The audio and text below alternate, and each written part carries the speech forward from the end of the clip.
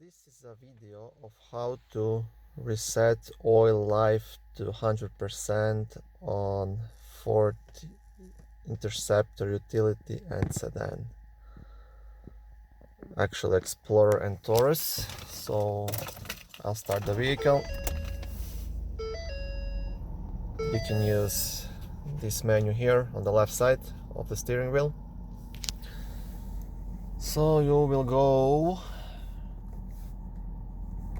to settings, press the right button, and then you will go under convenience, so right button again, and here is the oil life reset, right button, and you can choose the percentage here, but if you just did a fresh oil change, set it to 100%.